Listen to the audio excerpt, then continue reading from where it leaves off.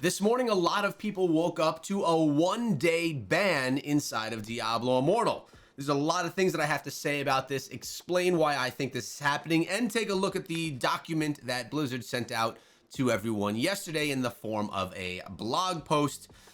So, one-day bans. First things first. It's better than a permaban.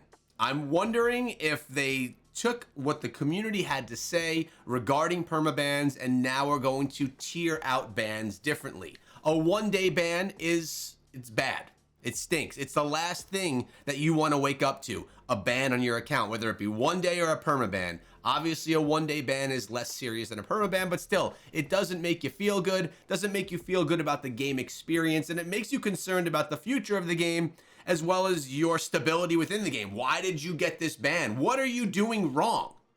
A lot of people, and I've had a lot of people come through hitting me up on Discord this morning saying they got banned.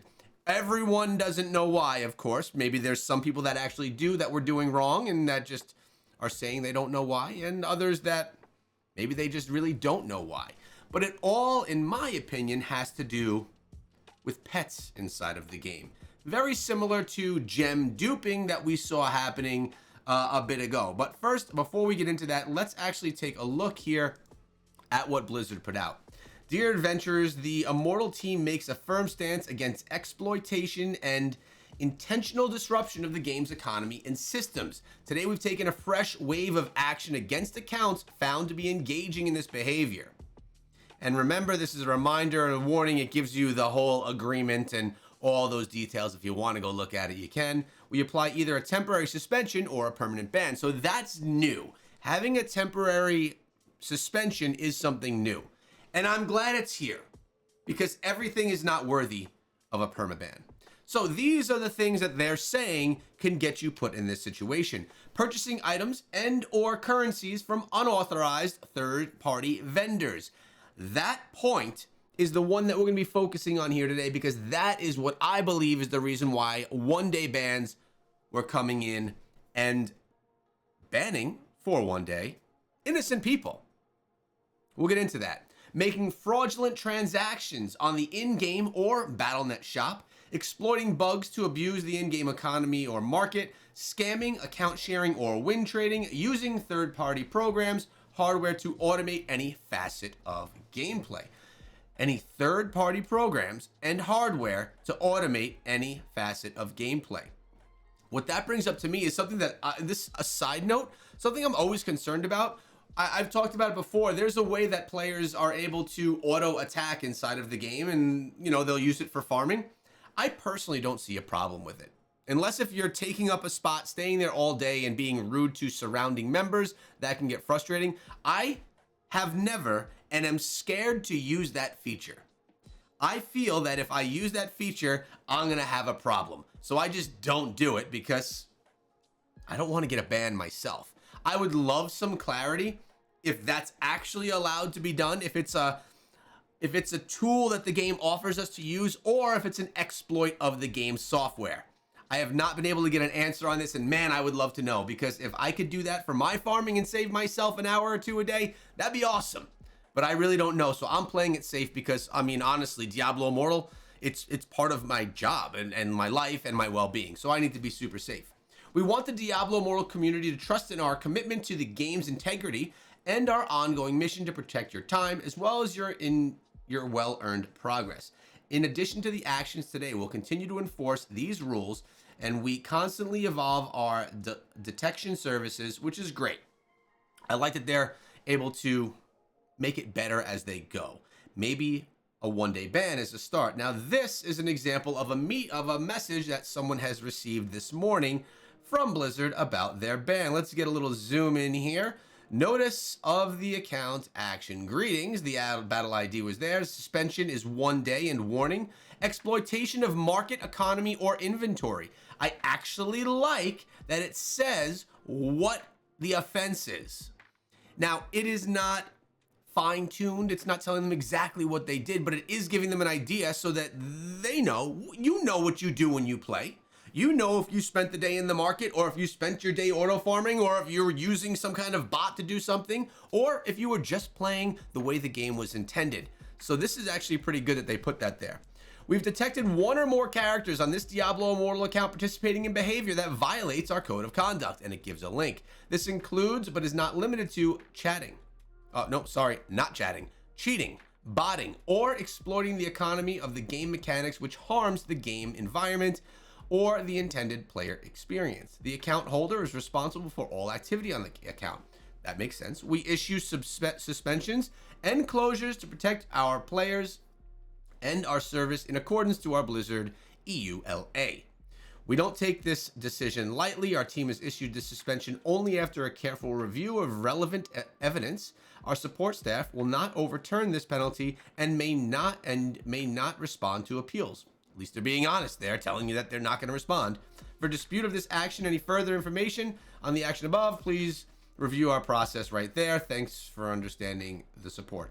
The best thing that I'm seeing here that I actually like is that it shows you the offense, exploitation, market economy, or inventory. They're giving you details of why this is happening. So we saw what the ban looks like. We saw what their warning looked like. Now we're going to go inside of the game and say what is happening and why is this happening. If we go over to the gem shop, now my shop does not have gem duping going on. I'm on the Iceburn tier server, so I can't give you or show you an example of what it is. By the way, these are the gems that I'm keeping my eye on. Missed the bottled hope that came through yesterday. Just fell asleep. But when you go look at the gems, you'll have gems that are being duped and duplicated by bots and then being sold, or being duplicated in ways. To be honest, I don't know how it's done, and I don't know much about it, but I know that there were essentially gems that were being put on the market that were not obtained the proper way. As you can see, my market is empty. There's literally one sapphire, and it's gone. So that's, yeah, look at that. That's how my market looks like. But I'm not talking about gems right here. This is not what this is about. This is about familiars inside of the game. Now, we've heard a lot of things about people that want to get tons of familiars so that they can then combine them, put them together, and essentially get that really amazing familiar. If we take a look right here, when we come in and look at the familiars, we can look at all familiars, and then we could select what we're looking for. So if we're looking for an aberrant or an ordinary, we could go for specific attributes. Let's just hit OK here, and let's click here, and let's click here. Boom, let's go with aberrant. Beautiful. If we then go 42 pages deep, you're gonna see some really nice looking familiars, and to be honest, my server has a lot of familiars up for sale. The question is, how many of these familiars were legitimately found, and how many of them were found because of spammed bot accounts? A lot of people have said that they've seen different bots acting weird all around the game. What are those bots doing? A lot of times people think that they are farming gems, or they maybe used to be farming gems, normal gems. Now though, farming familiars is more the way. Getting those familiar contracts, then being able to put them all up for sale, take the platinum, and get them where they need to go. Again, I don't know how these processes work. I don't know the intricacies of them, but I do know that there's a crazy amount of familiars for sale.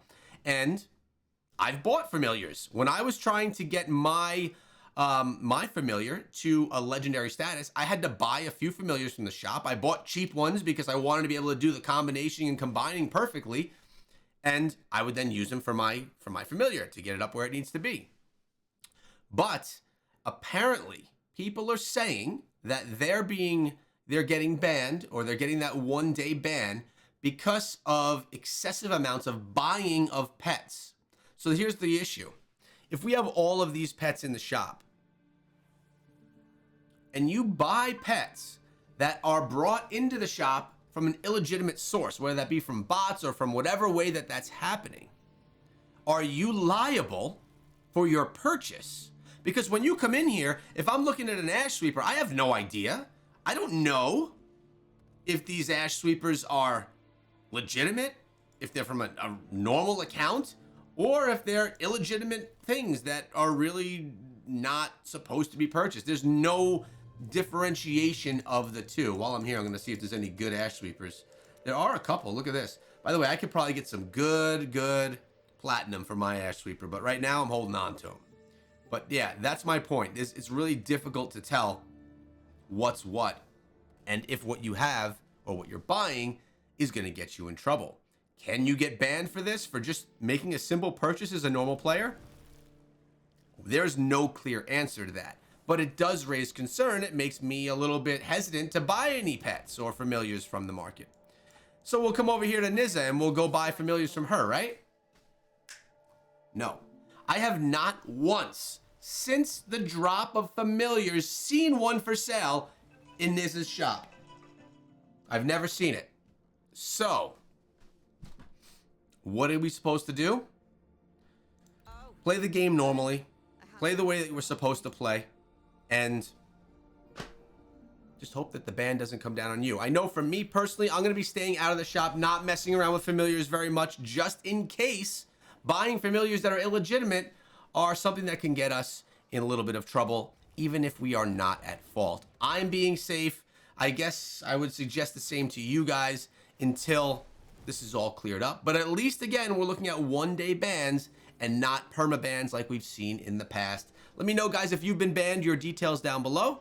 There is a Ban the Ban Discord server where people that have been banned are now coming together to talk about their reasoning behind it and to kind of figure out ways to get their accounts back if it's been a perma-ban. I'll be leaving the link to that in the description of this video, and I hope you guys have a great day. And I hope that you're not banned and you can play Diablo Immortal with me.